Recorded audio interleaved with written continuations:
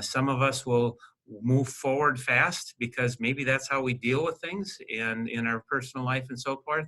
And then there's other people who might be a little bit slower on that process, and that's okay. There's nothing wrong with that.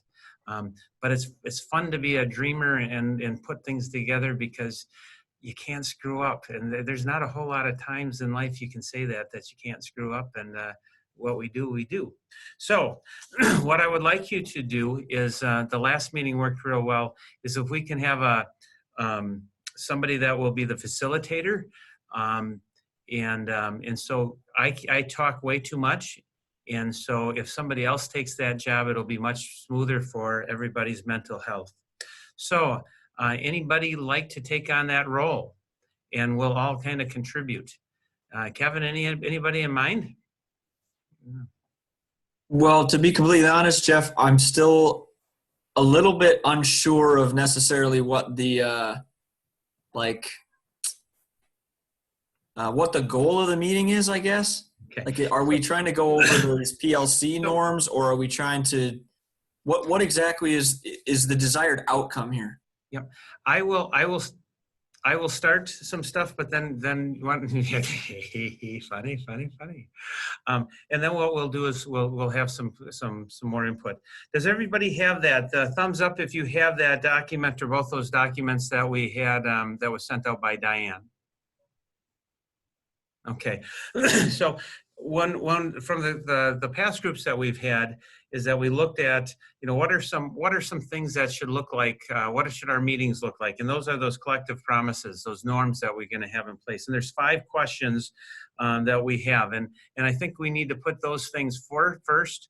And I think that's the first thing that we're going to look at and have some conversations on of what do some of those things look like. And in both of the meetings that we had before, those same topics have been, those concerns have been brought up. So, Jeff, do you want me to make a copy of that document we got from Diane and share it with the high school, so we have a specific one for our group, or how is that going to work? I think that would be great, because I know that the middle school is going to have a shared drive, and then they're also going to have a shared document of what those meetings look like, so that people can go back and look. Can I also say, Jenny, Jeff said, and I didn't see this yet, but Jeff said you might already have started a different document that might be better than the one I sent out. Would you rather use that one? That was that help one, Zoom help, with the protocol of what meeting might look like. Okay. So Kevin, in looking at the document I sent, we were just trying to brainstorm. Usually we sit around a big table and everybody throws things out there and you're together. This is sort of like a big virtual table, where now you're by yourself and yet you're still with a team of people. So we're trying to figure out by kind of looking at those guiding questions, what is that going to look like for the high school team? And what we realized is what it looks like for the elementary team is different than what it looks like for the middle school team, and might be different than what it looks like for the high school team. On the bottom of that page, I just put, that is by no means what you should adopt. Usually they say try to have like 3 to 5 different collective promises to each other. I just put some examples that I saw online or that I had myself. These are maybe things you want to think about as we meet as a virtual staff.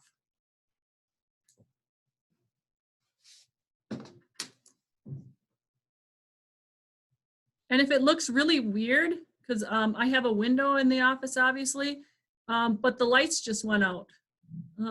So I don't know if they're out in the whole building, but they just went out in the office area.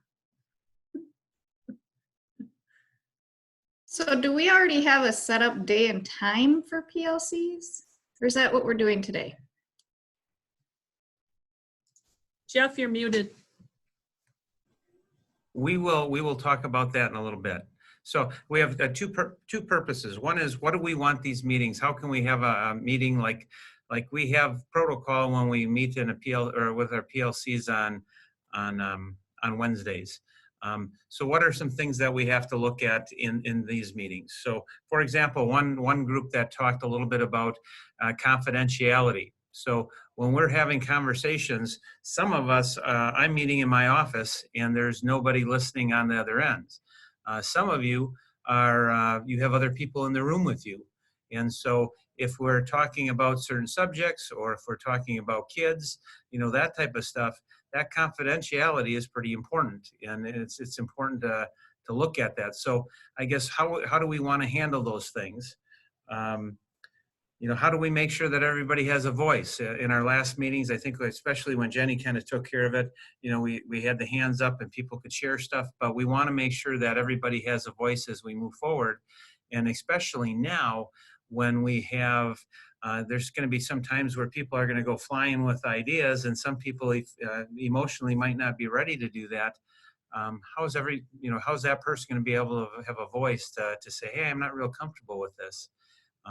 So how do we pull that type of those things out of people? So that's kind of what we want to kind of have a conversation. Why don't we start with confidentiality? What does that look like in the group?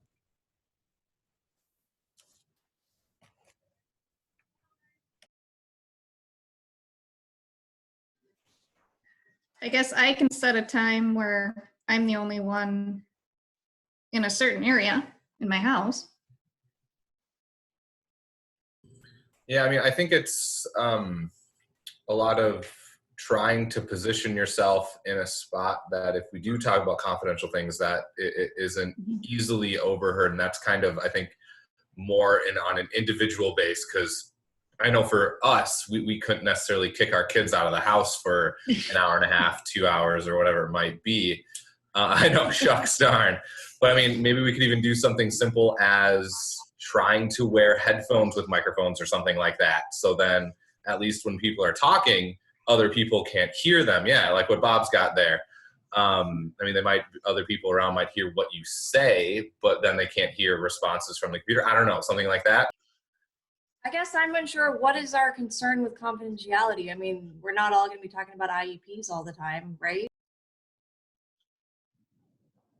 But you're still talking about students if they're not getting their homework done, is my thought. If you still have student concerns or anything like that, maybe. Why is that like a confidential issue?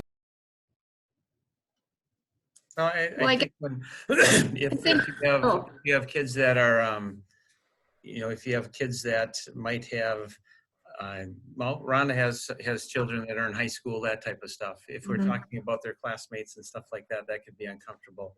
The other one is that we're recording the meetings as well, and so that's an open document as well. So we just have to be careful. I know the middle school, they were kind of talking a little bit.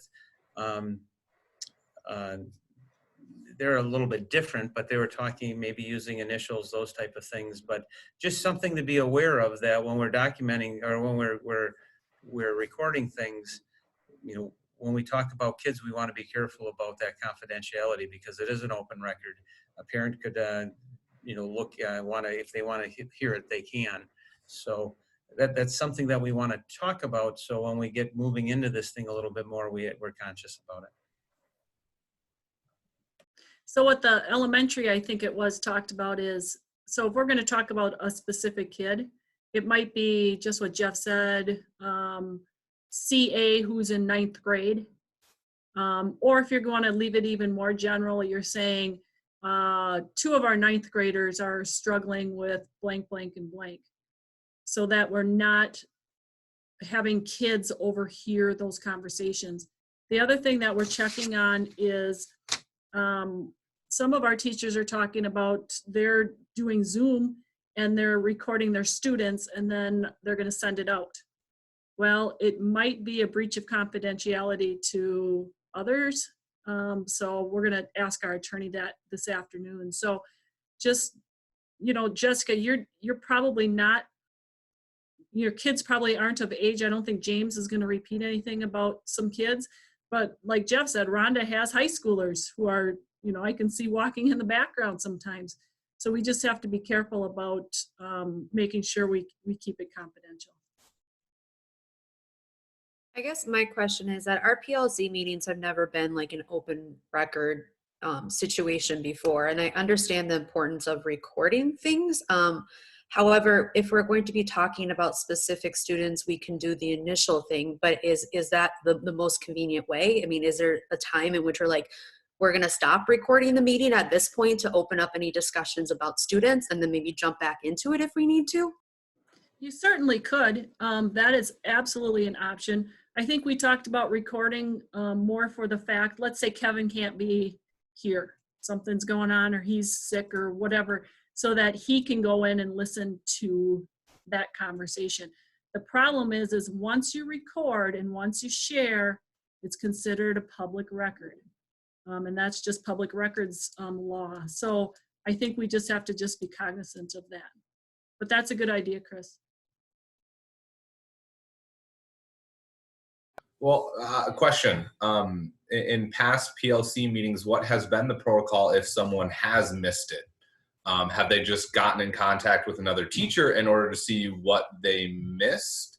And so would there be a way to kind of transfer that into this so that we don't come into that problem of recording? I'm just wondering.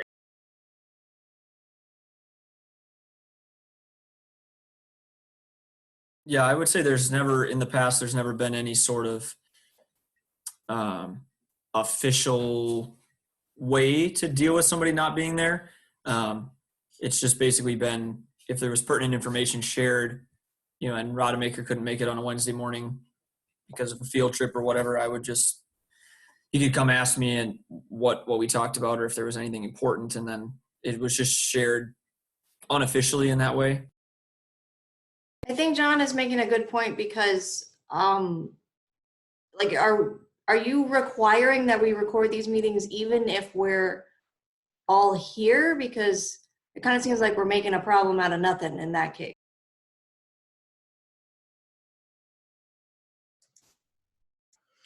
We haven't said that. We haven't decided that as a team.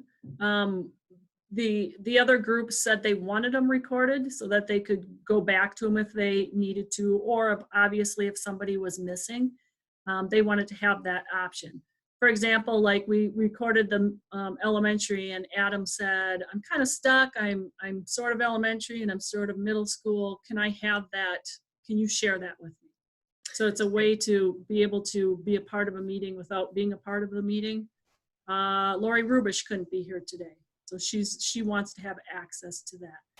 So that's one segment of it. The second segment of it then is the student part. So you have the adult part, like what we're doing right now, but then you have a student. How much can you share with students? Let's say I have a classroom of 10 kids and only 5 show up. Can I share that? I mean, that's what we're trying to figure out. And I'll make sure to share that information with you once we ask our attorney that. Jenny, I have a question for you. Miranda actually asked this and I didn't have the answer for it, but when you record a meeting on Zoom, does it also record the chat box that happens as well? I don't know that. I do not believe so because it's just an MP4. Even when I started one of the meetings yesterday, I didn't have it in gallery view. I had it in screen view and it was just me. It was horrifying.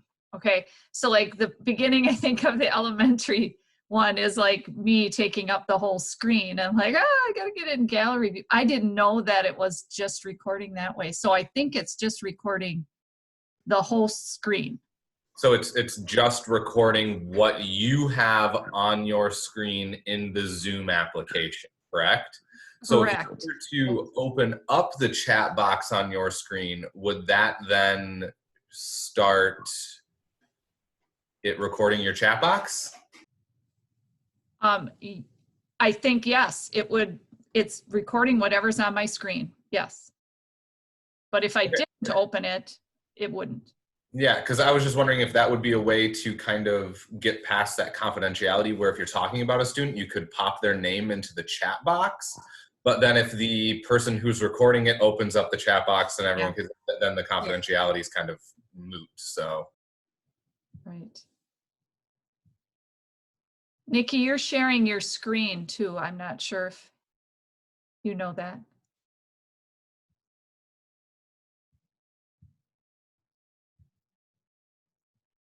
Yep, go all the way up there and it'll say stop share. Awesome.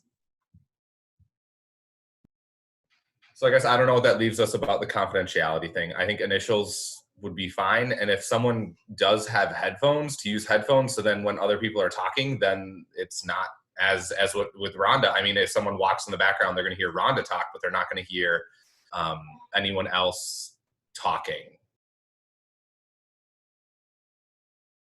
So this is a silly question, but should I just be should I just be seeing who's talking and then all little screens up on the top? Am I right? Go up to, okay, so pick someone's nose with your mouse so you kind of activate your Zoom screen. Go up to the top right corner, and where it says gallery view, click gallery view and not speaker view. At top? Yeah, top right hand corner, there'll be a box that has like I think a bunch of boxes or something, and then it should change that for you. Okay, now I see all of you. Okay. So do we go with this then? So if we have to in a big meeting like this, we have initials that we go by. If we have the chance, if there's other people in the room and so forth, we try to use headsets or whatever to kind of to slow things down. If we have to get to the point where we have to talk about individual kids, we use email or call a person, and then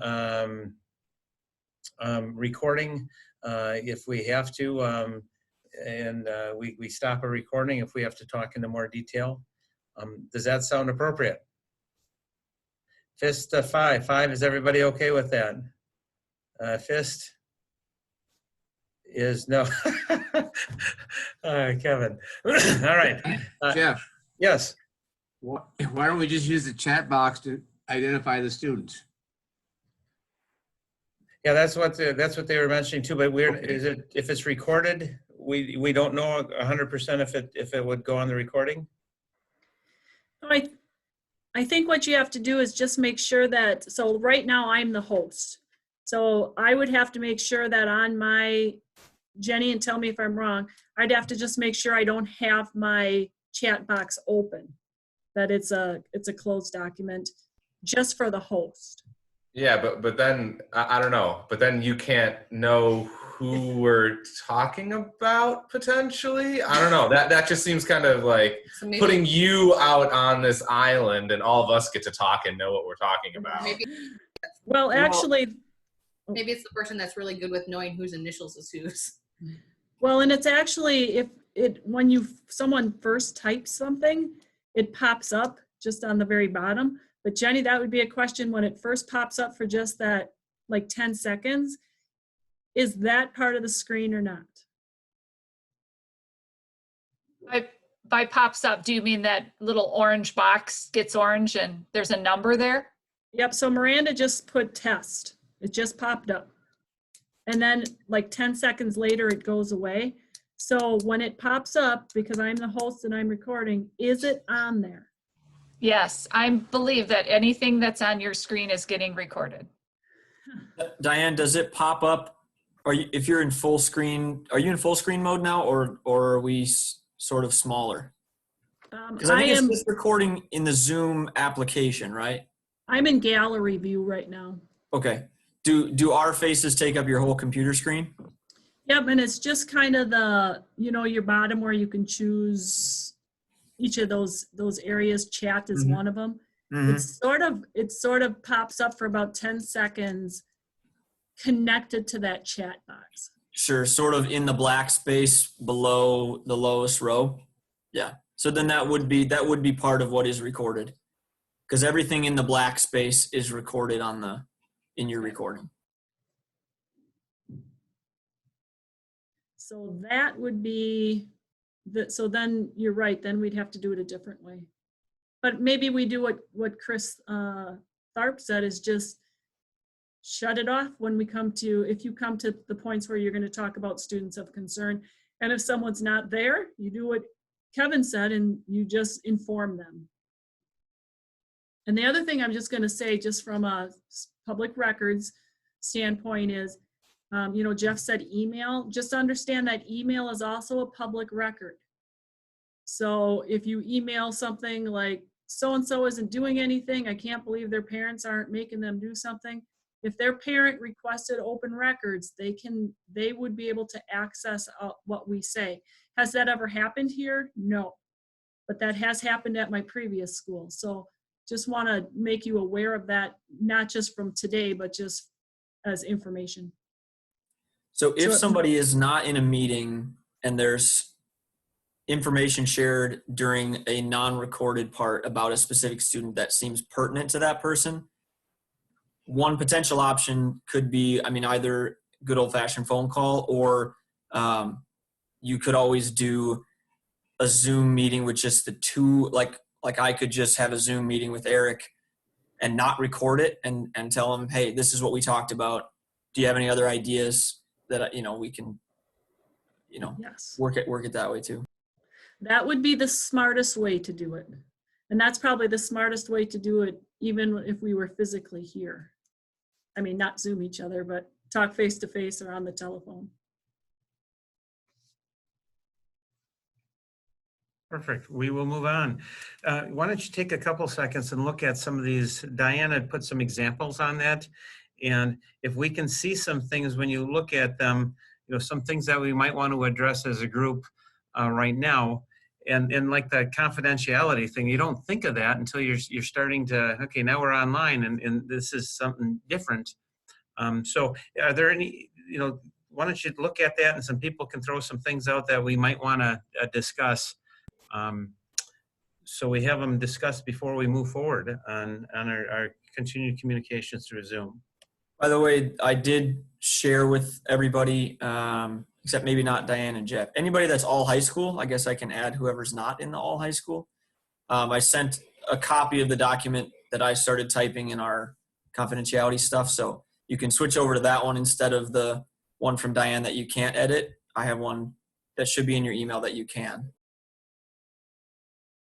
Okay, and I think for the I think it's the second question on there about how do we give everyone a voice. I think we're doing a pretty good job of that here. Just kind of be attentive to if someone unmutes their microphone, kind of know that they're next up or that they're kind of ready to speak, and then not everyone talking over each other at the same time. Just kind of making sure we're in gallery view so we can see everyone, because then you don't know if someone's raising their hand or something like that to kind of be able next to talk. And I think we're all adults, so I hope we don't have situations that we're all kind of talking over each other. But I know in a school format that it's worked pretty well.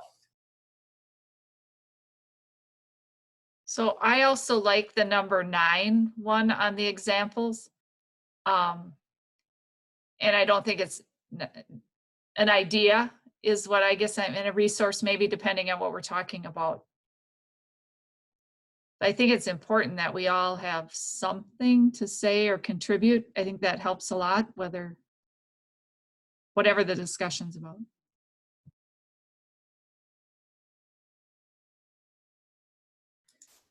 I think one of the other things that we talked about in the other groups this morning is when now this is just kind of a brainstorming meeting, but you may be getting into meetings that are a little more detailed, or you might think one thing, somebody thinks another thing, that when you walk out of the Zoom meeting, you have voiced what you need to voice at the meeting so that it's not getting voiced differently outside the meeting. So if we had a discussion and I said nothing, but I walk over to Jeff's office and say, I can't believe they, this is the format to do it. This is the place where if you don't agree with something or you have other ideas, it's the time to do it as a team so that everybody had that ability to share and to come to some kind of a conclusion together.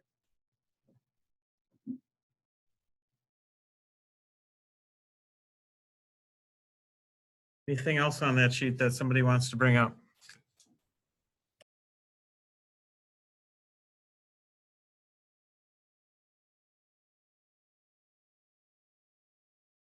One of my main questions, I think, Jeff, in the examples one is number 7.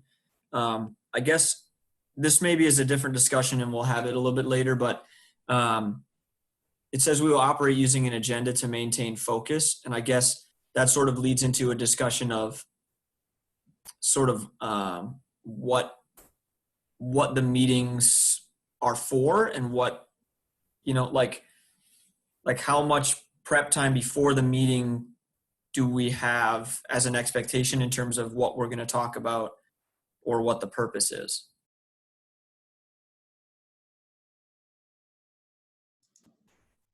Jeff, you're muted. When we start looking at how much communication we have, this is new for everybody. And, when we're in the building, it's nice to be able to just walk over to our neighbor and have a conversation and so forth. And that's one luxury we won't have because everybody will be in their homes. So what we want to do is, on Mondays, provide some time where everybody can get together and share. Now that can be a lot different from group to group. The middle school, they have a kind of a plan right now of what they want to do. And I'm guessing their time is going to be more spent on putting that plan in place because they have common students. So it's a different, it's different than you guys, but their meetings are going to be a little bit different. So when they're going to get together and they'll create their own agenda of what that might look like. But the big thing is for these meetings is that once on every Monday, we'll have a meeting. It'll be facilitated by you guys and talking about what's working, what's not, some of the struggles, some of the things that are successful. Are we putting too much time? Another big thing is when you start reading more about it, if what's the load for kids? We don't want kids on the line all the time, but what's reasonable. So if we're all giving them things to do, we're going to have pretty stressed out kids. We're going to have pretty stressed out teachers and so forth. So that meeting once a week could be, what does that look like?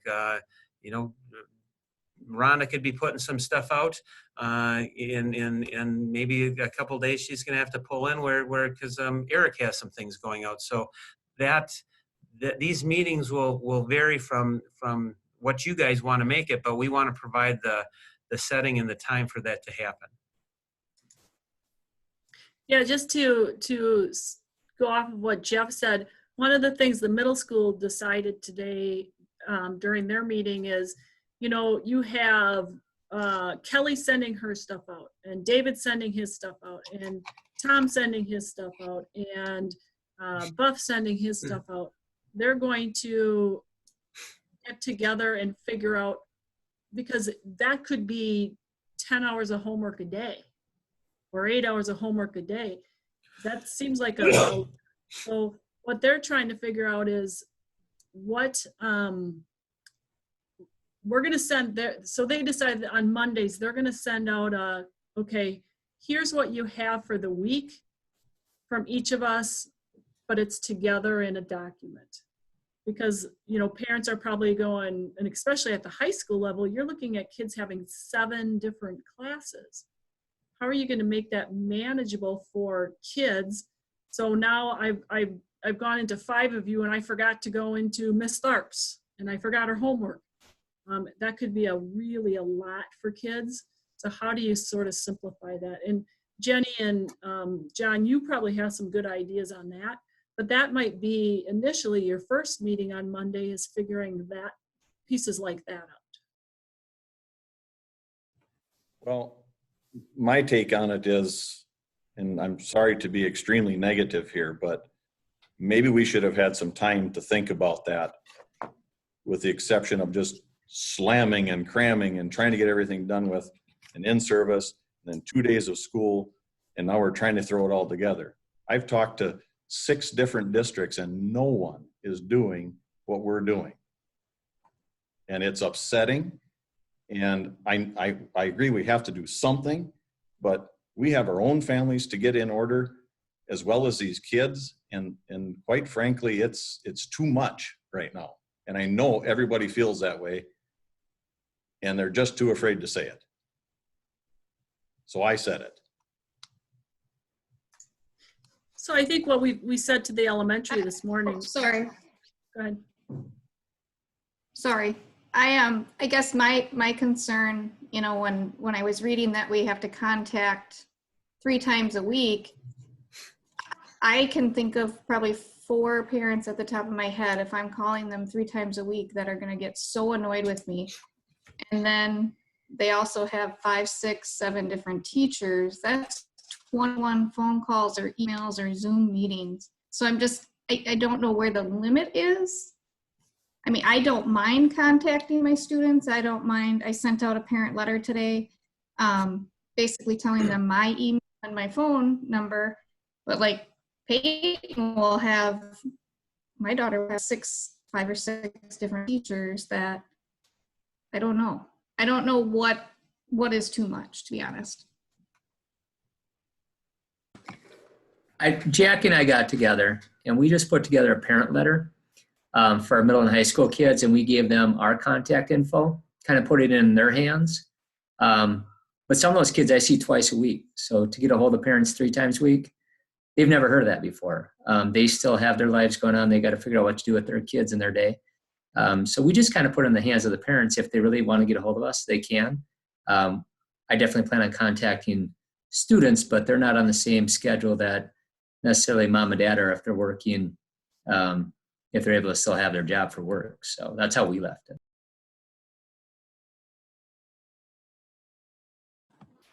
I think we also have the luxury of the fact that we are teaching high schoolers, and we've always held them accountable for kind of making sure that they have and they understand what they're supposed to be doing.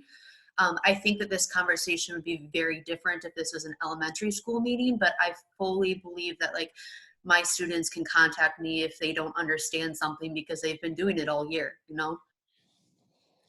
A lot of us do also teach middle school as well as high school. And I know, Eric, to what you said, I definitely am feeling overwhelmed with having all 3 of my kids here. This one this morning just took like a handful of vitamins and I had to call the poison control. And then 10 minutes before we Zoomed, he spilled boiling soup all over himself and got burned. And so just knowing that I had this meeting coming and trying to deal with my kids too, it's hard, very hard. For the sakes of these meetings too, I think that we should all agree to just assume good intent. I fully believe that when people leave screens or leave in the middle of conversations, like I know that it's probably because something's going on at home. So maybe we can just all universally agree to like, yeah, we're going to assume good intent.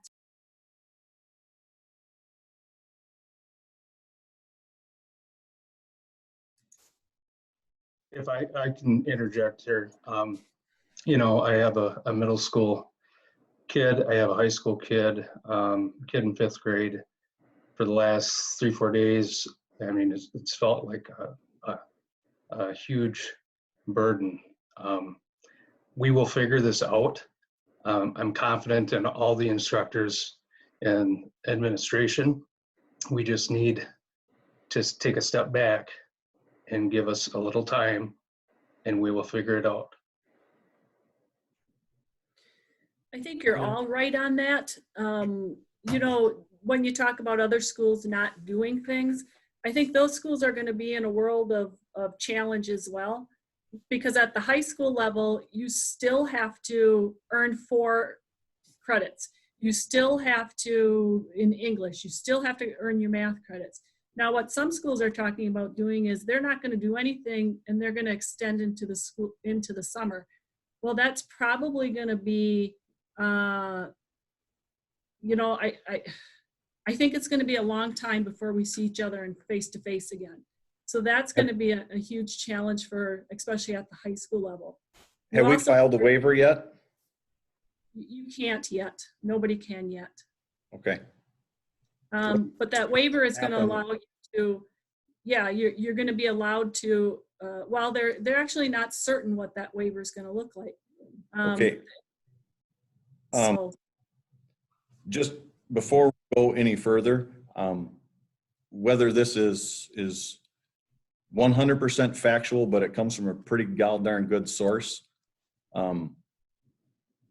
Through someone who has top secret clearance, we're going into a national lockdown within 72 hours.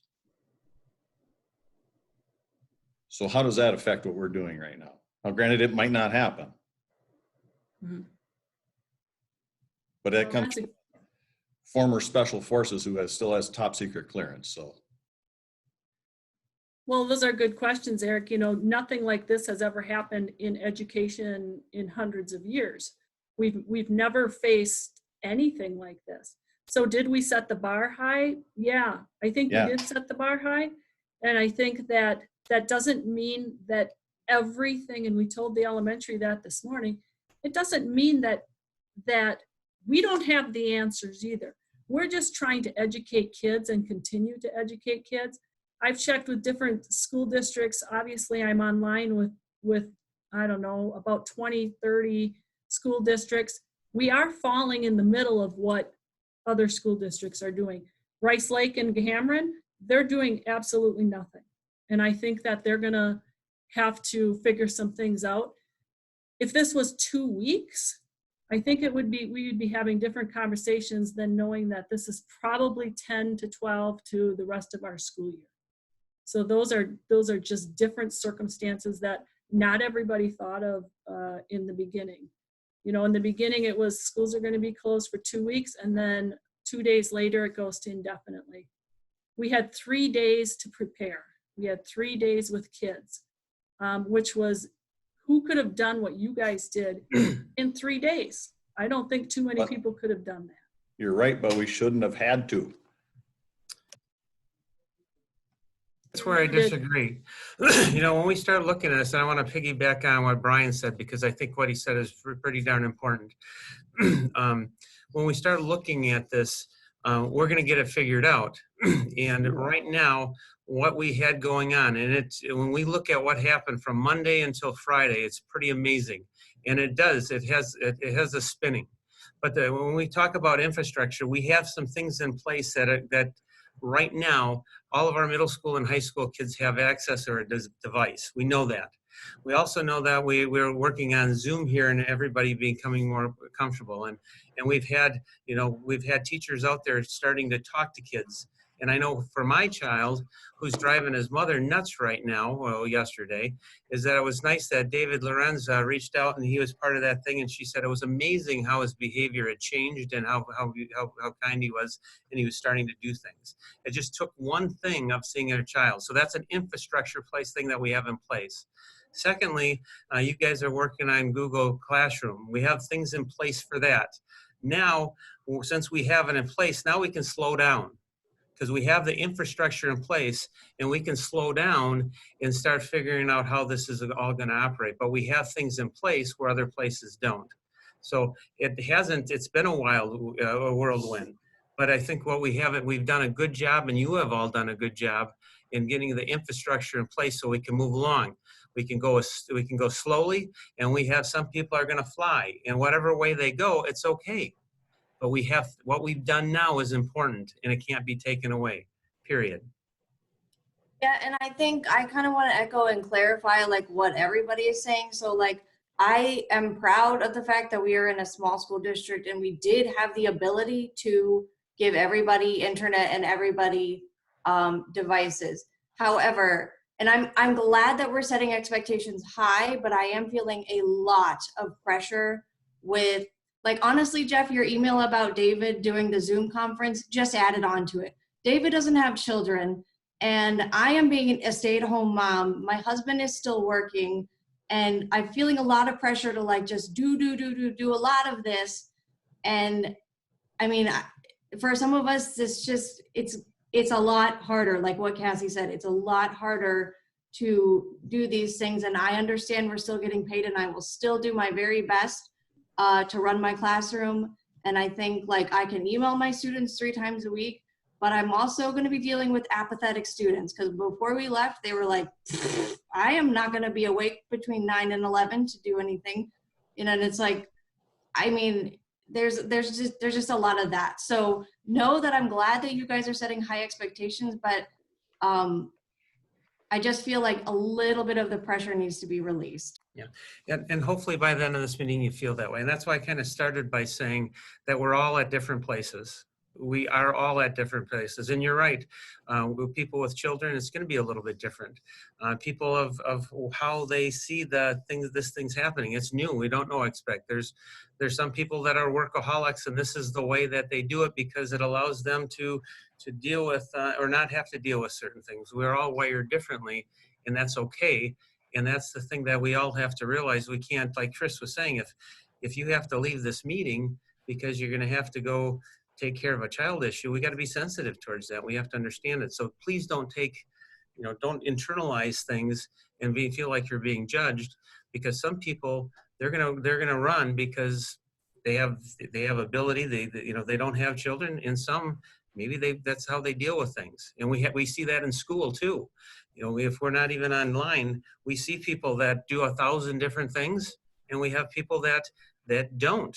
And that's because maybe they have families, maybe they have other things going on, and that's okay. So we have to be aware of that. And that's why these meetings are important, because we're going to move forward and things are going to probably get worse. And we're going to have to really slow down, and there's times where some people will speed up, but it's okay. And this meeting is important because of that. And then we're going to have those discussions now, or we're going to have them later, and other districts are going to have the same thing. So I'm glad that we're having it now. Jeff, one thing, as long as we're on the topic of sort of expectations and things like that, one thing that I thought was noteworthy in the documents that we got from Diane this morning in terms of teacher expectations and things like that. I understand that obviously things are different when we're not in school and we can't walk across the hall and chat with each other or whatever it is. But in terms of like PLC time, our like set aside specific PLC time went from a half an hour to now 2.5 hours each week. Just in terms of 1 to 1.5 on Monday and a half hour Tuesday, half hour Thursday.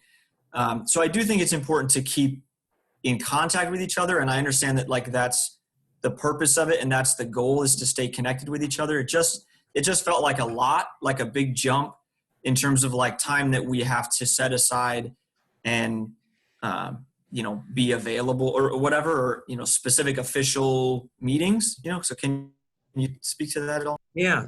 Yeah. And we had some discussions, not only here, but we at the middle school. It's, and I think one of the people said, well, we what's a work day look like? We have a job, and what does it look like? And that's a good question, what that looks like. What does it look like? And so what we are trying to do is we're trying to create some things to put forward. What's a work day look like? What should have some expectations? We're all getting a paycheck, so what does that look like? And that will change over time, and I don't know, but like we were talking about some things in the future, having Zoom time, having office hours for that. Those things need to happen. We can't just go off grid and not work. And again, we have a lot of families that are out there. We're lucky to be able to stay at home and do some of this. There's a lot of families out there, and that's got to be scary too. They're out and they're leaving their houses and they're working, and being a child care person and having to work and not being able to, or health care, there's a shortage there. What does that look like?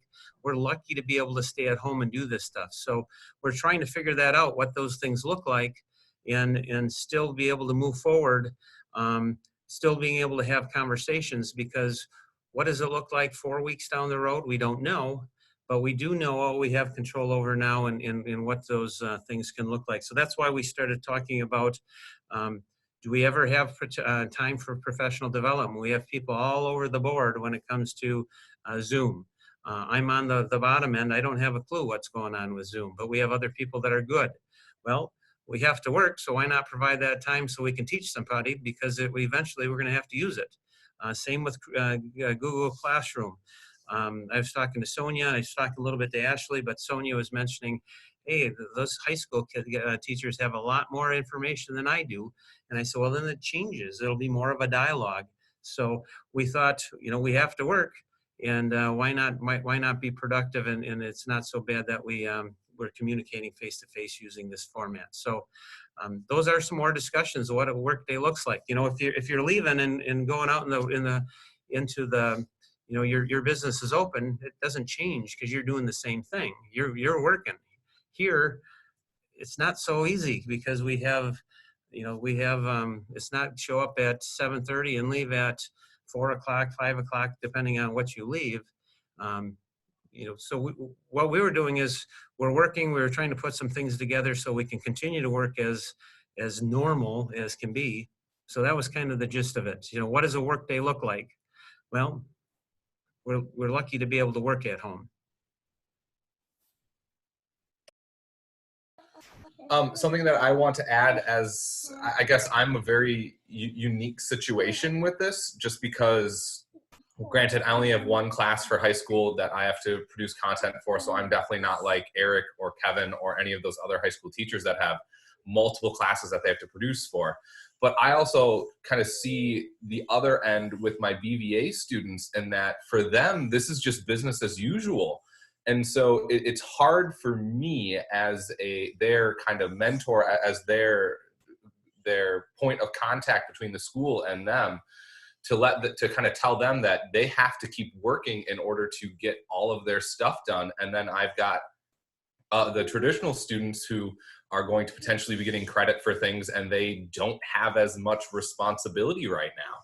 So I'm concerned that when I talk to my high schoolers on Monday for the BVA meeting, that they're going to look at me and go, why do I have to do this if so-and-so student who went to the brick and mortar, they're basically out scot-free.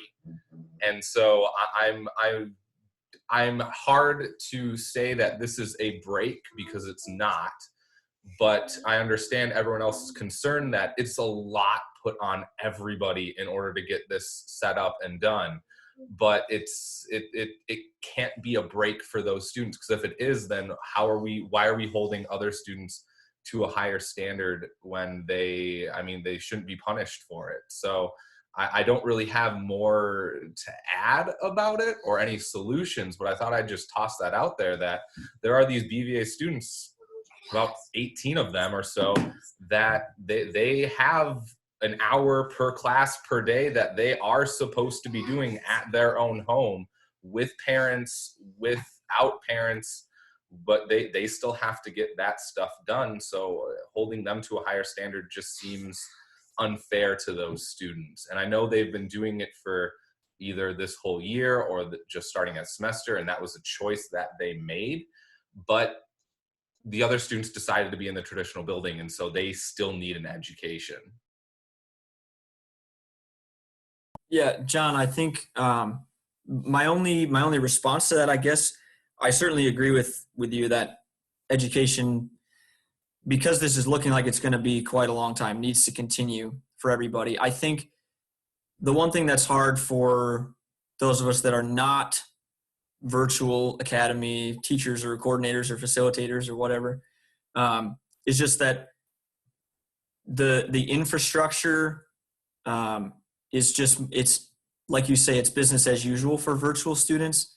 It's not that for traditional school students, so I think eventually then the same, like in terms of workload or whatever the question is, seems like reasonable or appropriate or whatever. I just think that we have to also keep in mind that patience is going to be very important for students who have, in the span of 6 days, gone from traditional school students to virtual school students, with teachers who have also gone from traditional school teachers to virtual school teachers, and nobody at this point is really comfortable with anything that's going on. So that I think is where the big difference is for me in terms of expectations right now at this point. I think patience, that's the thing, and as Jenny put it yesterday, this is triage. We're going into something. You're not virtual teachers. It's triage, because virtual, all the curriculum is already set up, and there's a lot of front ending of that. You're triage. We're doing things that has never been done before, period. And so we have some of those infrastructure things, the communication things that are in place. Now we have to be patient, and it's going to move. We're going to move slowly at times, but we have the most important things in place in this last week of being able to communicate. And so let's keep that in mind. The hardest part is now these communications, the interactions, how we communicate over the internet. Now the instructional part is going to be slower. The other component that I think is really important is that for people, and even before the instruction things are put in place, if those things happen, like Eric says, if it happens, there's going to be the socially emotional part that is going to trump the academic stuff.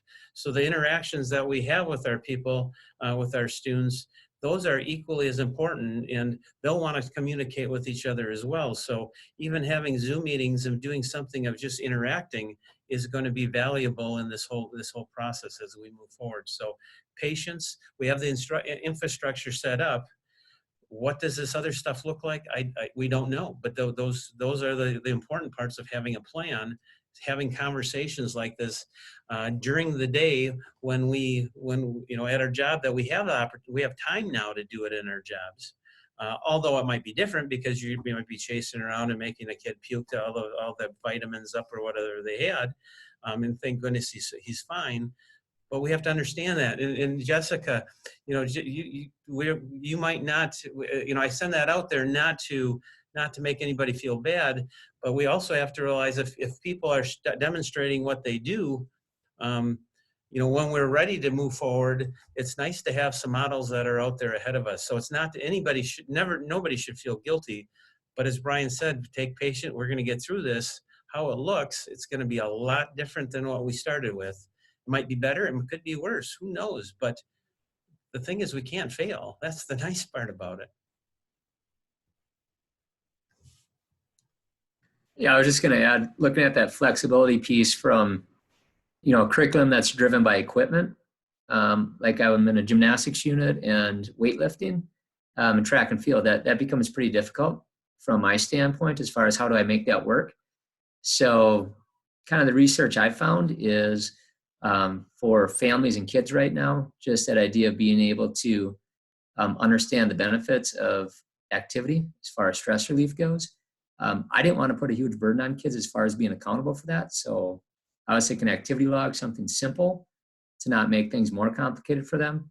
I don't know what that looks like, but as far as continuing with education the way it was, it's impossible as far as what I was doing in the past. So I think that idea of being patient with others and that things are definitely going to look different. I think we all have to take that into account. I also think that when you just talk about kind of the different things or the different pressures that have been kind of placed upon all of us, I'm gonna be honest and say I'm in a fortunate position that I don't have kids. I don't really live with anyone either. And so I feel comfortable with that. I also feel comfortable with the fact that I will be able to transfer a lot of my curriculum online. I think that just kind of what did stress me and kind of what I want to address is like the different expectations and just kind of hoping that you as administrators will also be gracious with us as we kind of make that transition as we figure out what is going to work and what is necessary in order for our online classes to succeed. Suppose that's what I wanted to throw out there. And that's a good point. I think it's interesting because we as administrators, or I shouldn't speak for Diane, but as an administrator, I feel sometimes you're damned if you do and you're damned if you don't. And so some people want to be told what needs to happen, and other people want to create what they want to do. So when we look at this, and hopefully you feel this way, that over the years we try to be pretty flexible of what we've tried to do. We let you leave. We try to we try to do the best we can, and that shouldn't change in this. So these are some things that we want to continue to work for. Now, again, we say it over and over again. These might be things in the future that we might be looking for and we might want, and it might be, for some of you, it might be a week away. For some others, it might be 2 weeks. Some others, it might be a month away, and it could change completely. So those are some things that, again, you're damned if you do and you're damned if you don't. These are some things that we expect, but they could change as well. And if they don't come out as the way it is, it's okay. It's okay to fail. It's okay not to reach those things, but we got to have something out there, and that's where we're trying to lead. And for some of you, you like that. Some of you don't like that. And if you wanna go out and and that's what we do. So there's flexibility there. I think the other important thing, and I like that you brought that up, Chris, is you also have to realize that we're working with a whole bunch of different groups. So we don't have, it's not just high school. You're also working with a middle school. You're also working with an elementary. In our cases, you're also working with associate staff. You're also working with lunch staff. You're also working with custodial staff.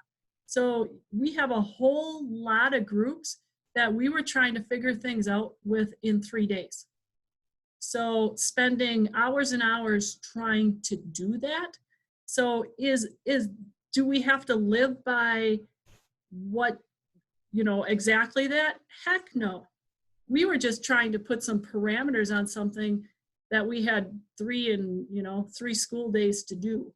So if you're saying as a team, this doesn't make sense for us to contact kids 3 times a week. I would rather do it through Zoom 1 time a week, or I'm going to set this up. We're open to different things. It's fine. We just want to make sure that the needs of kids are being met. I'm just going to throw out there, I'm thinking as I'm listening too of like the analogy of the big rocks in the jar and the sand and water and stuff that you guys have probably already heard a million times, but that's what I feel like we can learn lessons from Todd and Jackie. And everybody has done this to a certain extent. I know you have had to think about what are those first things I'm going to put in Google Classroom, or those papers I'm going to send home. All right, you sent home on whatever day they were here. Sorry. Whatever day it is right now.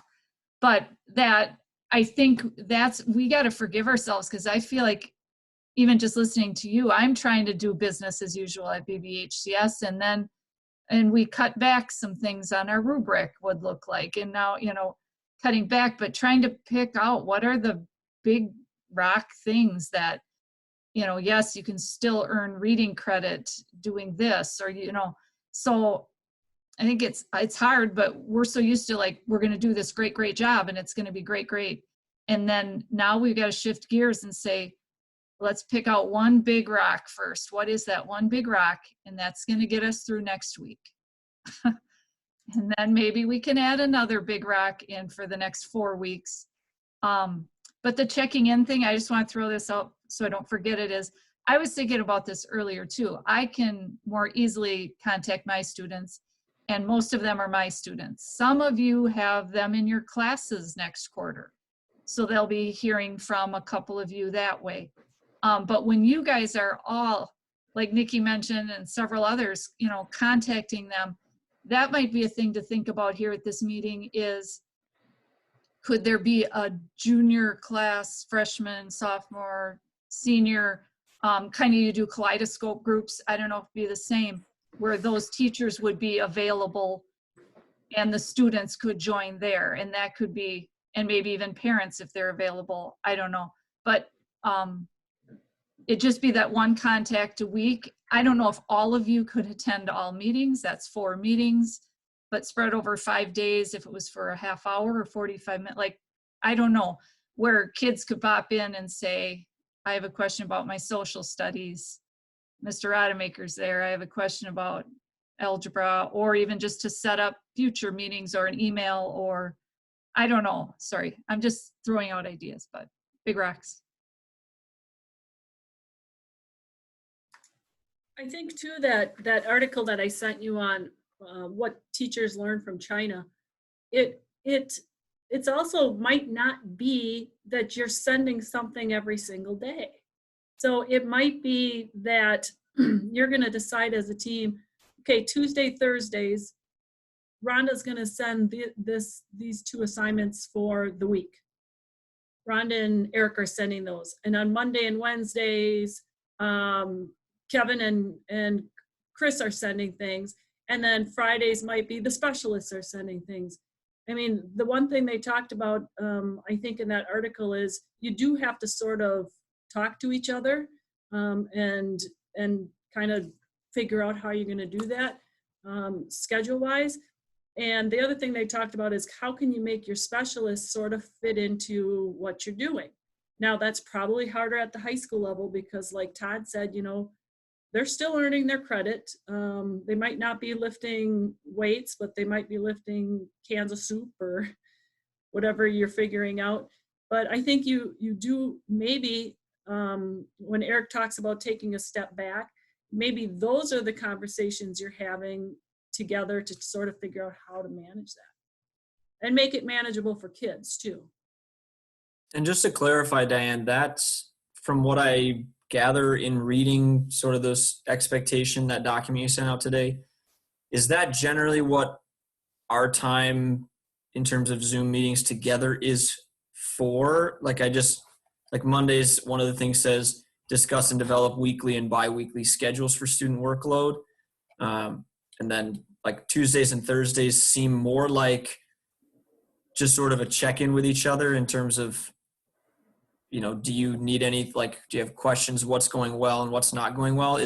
They seem relatively informal. Is that correct? And like just a chance to check in with each other. And, you know, for example, if we have that time that's set aside at whatever, 9 o'clock or 9:45 or whatever, and we sort of check in with each other and everybody seems to be doing okay and nobody has any real questions, 15 minutes later, can the meeting be over?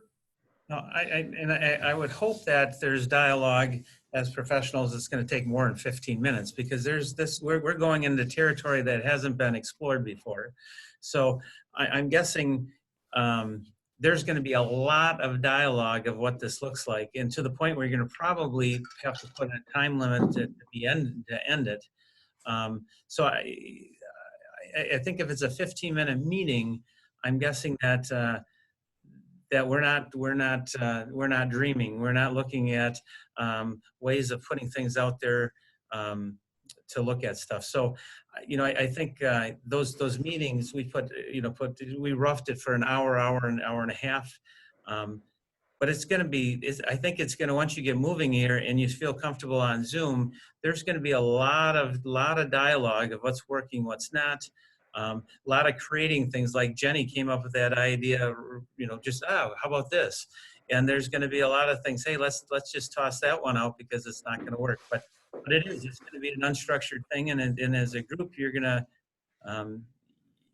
it can vary a ton. You know, one time it might be on classroom stuff. Another one might be in communications. Another one is how am I going to, you know, looking at credits? How's that going to look? So it's gonna change considerably as we move along.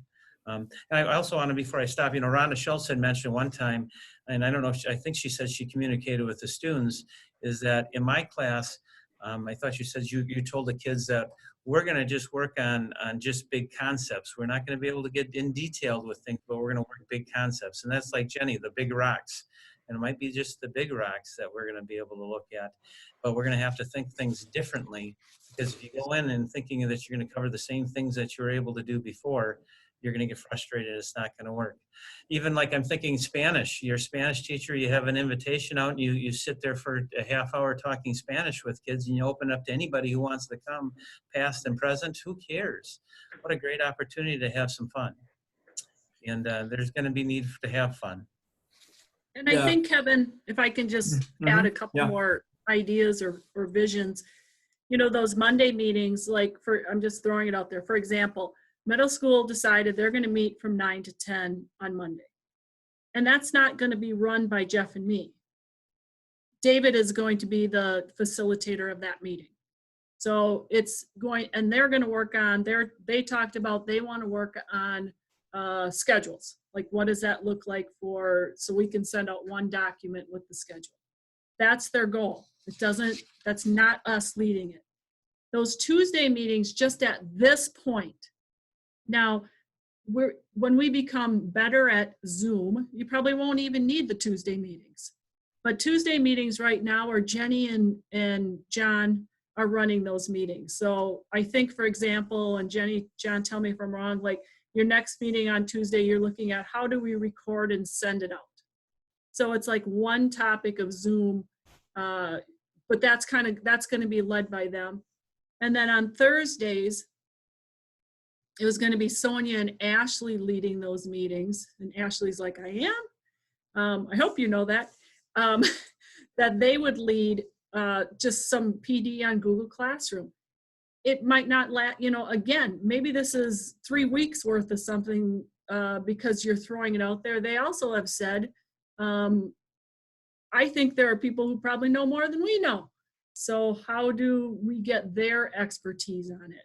So when you're talking about it being a lot of hours, what you're kind of looking at is directives from your team and not from us. Does that make sense? Yeah, I think one thing that maybe I'm just struggling, I suppose, with the vocabulary or the idea of expectations and still yet being sort of sensitive to, like we said, we're all sort of in different places right now, and not only with professionally in our level of comfort with all of these different things, but also our own like situations. I live in the city of Rice Lake and have a generally good internet connection all the time. And I know that that's not the case for everybody here. So the other thing that I think we need to be sensitive of, and maybe again, I'm just struggling with the word expectations, is, if there's like we talked about at the beginning, if somebody's not there, how does that fit with the word expectations, and what exactly, like if it's professional development from Jenny and Jonathan in terms of Zoom, is that something that the expectation can be met by watching a recording of that at the same, and I understand that you don't get the face-to-face part and the community part, but I just want to be sensitive to those things as well. Well, and I think, administration can answer this too, but I think the most important thing that I was going to say before is going back to what Chris said, is that we're all here for the interests of students and for their best interests. So for those teachers who can't, due to extenuating circumstances, then I think we operate under that they would be here if they could, and they then have the kind of the responsibility to reach out to someone who maybe was there in order to see what they missed, in order to get that file, in order to ask the questions they need to ask. But still, like, I hope, and Jeff and Diane mention it and say it, that it's the expectation is for you to be there. But if there are extenuating circumstances, I'm not the administrator, so I can't make that call, but everyone's going to be their own circumstance. And so if we operate under what Chris said of good faith with these meetings, I think that will hopefully ease a lot of people's minds about it.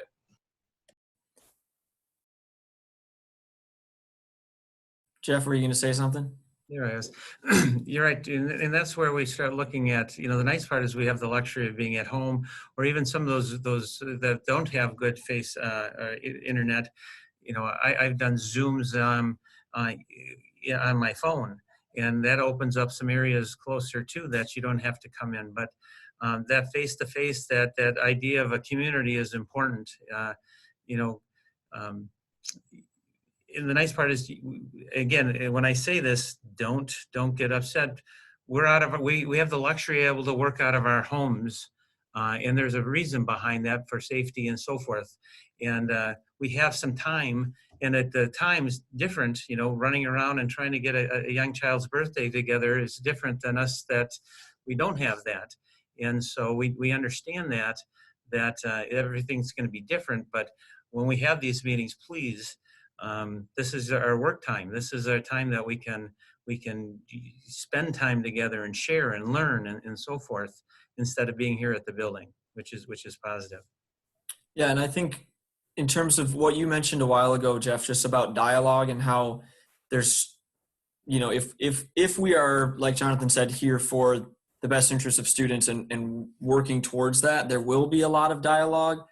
I just sort of want I guess, it to be on record, since the little red light's flashing in the corner and says this is on record. Communication or dialogue between us is not exclusively in a 16-person Zoom meeting. You know, I've answered phone calls from Buff and from Eric today about, you know, different things that they had questions about in terms of how do we do this? How do we keep that going? So, you know, I don't think we need to put or should put dialogue in a box in that way. So just to keep that in mind as well. Yeah, and I think that's the only reason why we only have it for two hours a week. So it's only 2 hours a week, and it's not, you know, we don't want you to come in. We don't want to do those type of things. And I know other districts have, so you're right, I agree with you on, you know, it's 2 hours a week, and if a person can't make it because there's something going on, that's going to happen.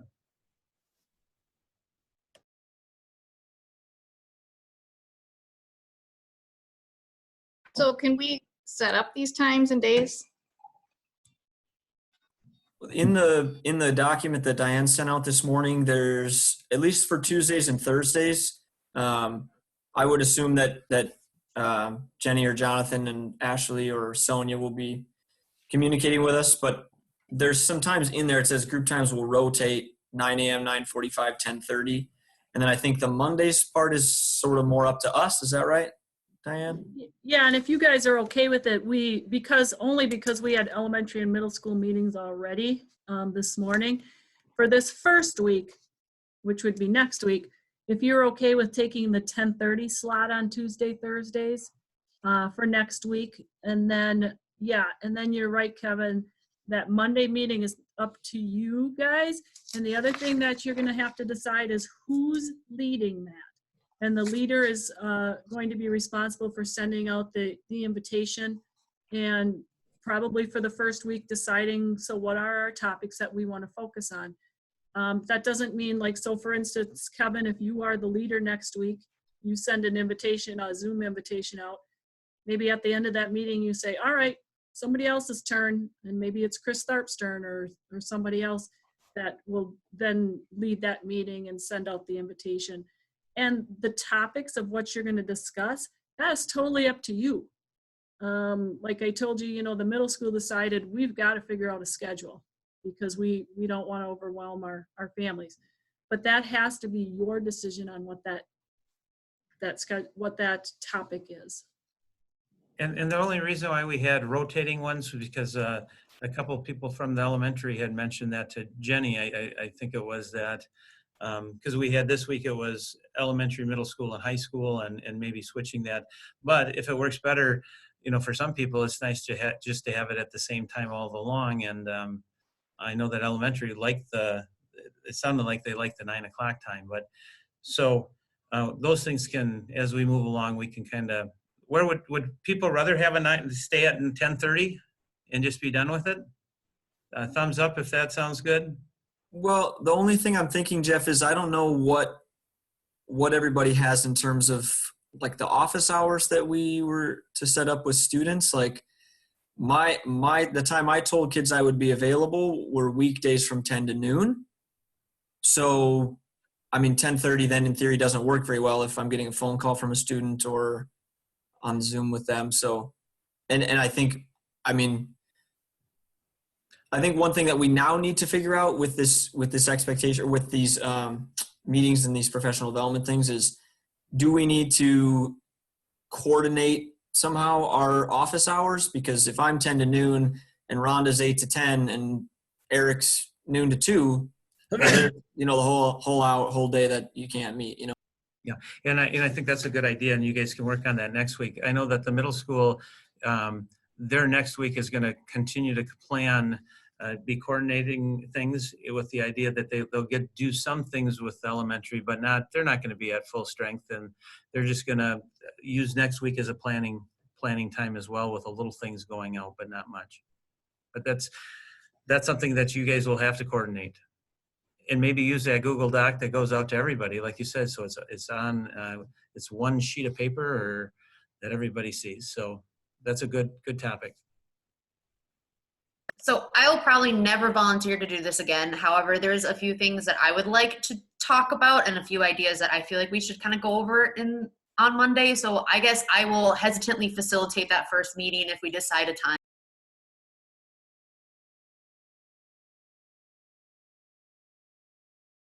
There's a lot of I'll clap for you, Chris. What time on Monday? Fresh. I just had a question before we go too far. Diane, are we still supposed to be documenting any kind of work that we've been doing? And does that continue into next week? You're muted, Diane. We can't hear what you're saying. That is correct.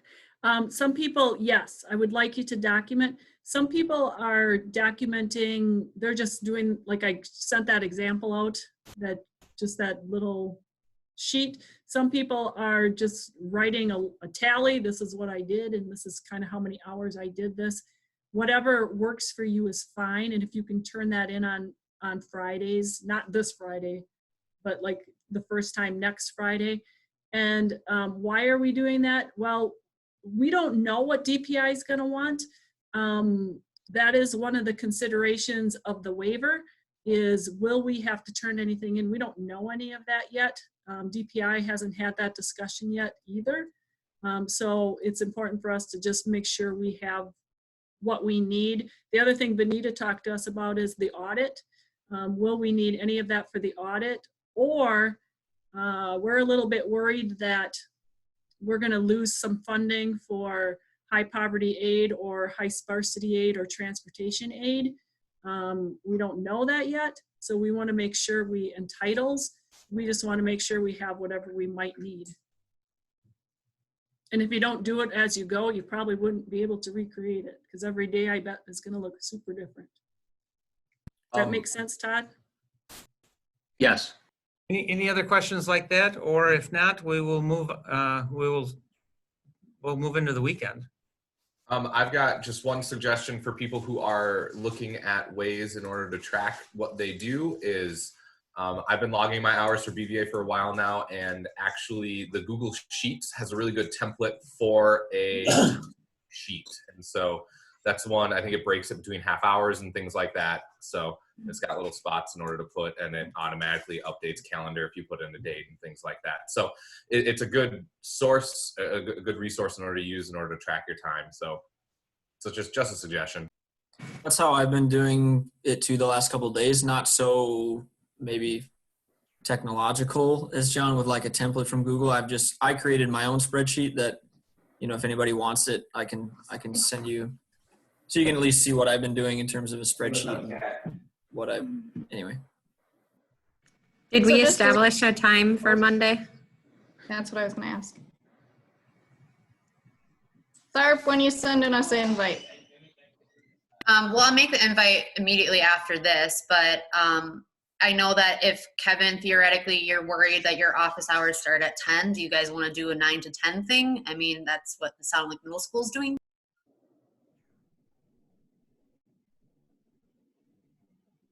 Again. What about those of us who are in both and maybe want to go to the middle school meeting as well? Like I emailed David that he could invite me so that I can be in on what they're doing. Is that one from 9 to 10? Yeah. I don't know. We can look at the afternoon. We can do 2 to 3. Yeah, or I can just send something out on Google Classroom to all my kids too and just tell them, just for Monday, I can do 10 to 11 with them and then 11 to noon with you guys, or 10 to 11 with you, and it doesn't matter. I mean, don't change the whole schedule just because of me. So are our expectations to have office hours every day? Or like Monday, Wednesday, Friday? Jeff, you're muted. I know middle school had talked about every day because, you know, we were looking at what's a day look like, a person's day look like. It's not like school. So I know as a group, they were looking at that. Bob, can you speak to that a little bit? You were at the middle school meeting as well.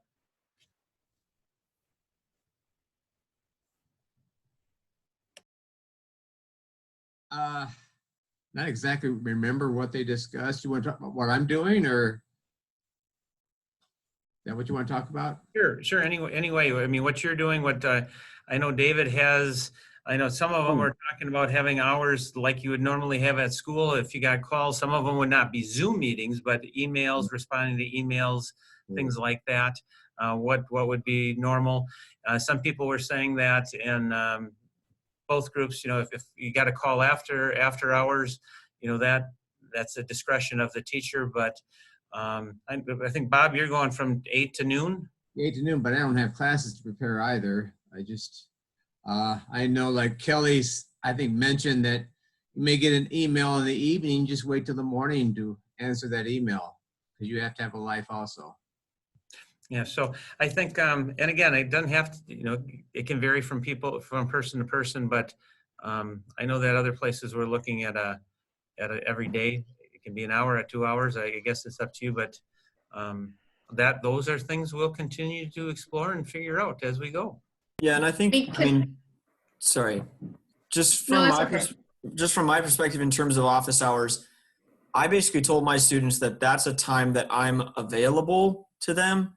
You know, like I'm specifically going to be in front of my computer answering emails within 10 minutes or available by phone. I don't necessarily anticipate every day of the week spending those 2 hours in total constant communication with students, because I did sort of put the onus on them to seek that out. I basically said, this is when I'm available if you want or need it.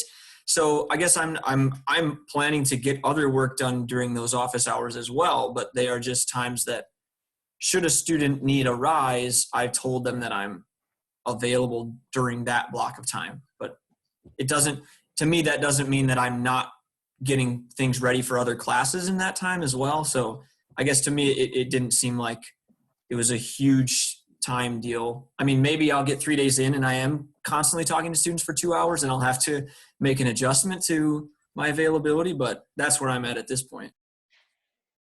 For me, I just sent out a parent letter today just saying that I'm open. They just need to email me, set up a time. You know, they can call my school number. I'll be checking messages.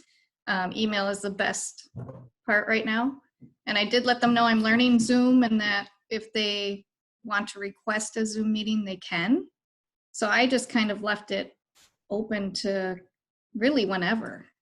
I didn't say a specific time. I think what the middle school or elementary decided, they're just sort of having, if emails come in during the school day, they're going to just answer those emails. So it's sort of like a typical school day. Again, if calls and emails come in at 8 or 9 at night, well, they're probably going to wait until the morning to answer those.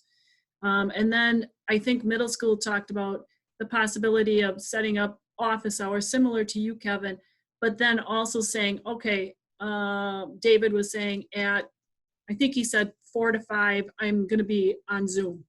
So whoever comes on Zoom at 4 to 5, I'm on there and you'll be invited into the group. That might be to ask questions, but it might just be to see each other as well, as far as the kids being able to see each other. So, and I don't know if it was this group, I'm getting my groups mixed up. No, it was Kelly that said, you know, we might have to remind kids too, if we do have open Zooms, what's etiquette, as far as, you know, if you're a male, you have a shirt on and you aren't, you know, your language, you know, that you are in a classroom. So that might be things that the high school considers too if you do open up some Zoom time.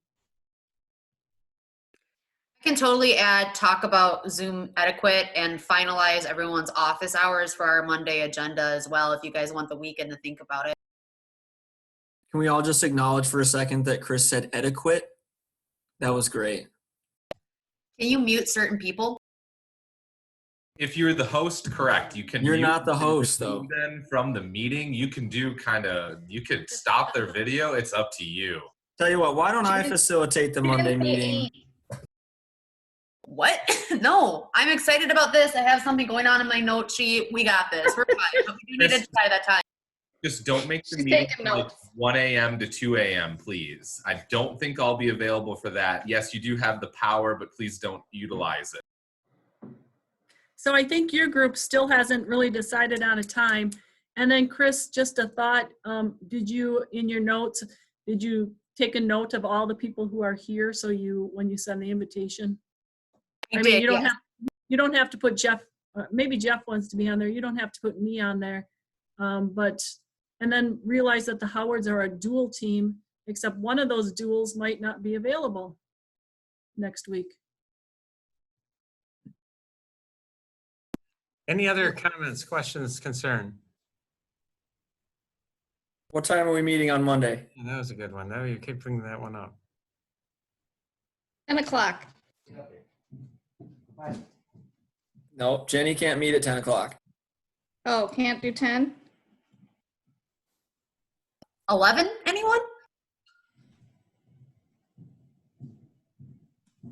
11 to 12, I'm scheduling it. All right, as we close here, I do want to say thank you, because this is a tough time, and everybody's at different places where they're at, and that's okay. And I'm guessing that things are going to get worse before they get better. And when you know, hopefully when you have some meetings, you're going to look forward to these meetings and to be able to banter back and forth with each other and smile and laugh. And these could be those comic release type times. So, thank you. Hey, this is, Just make sure you stop the recording before the really crazy stuff happens, right? hey, before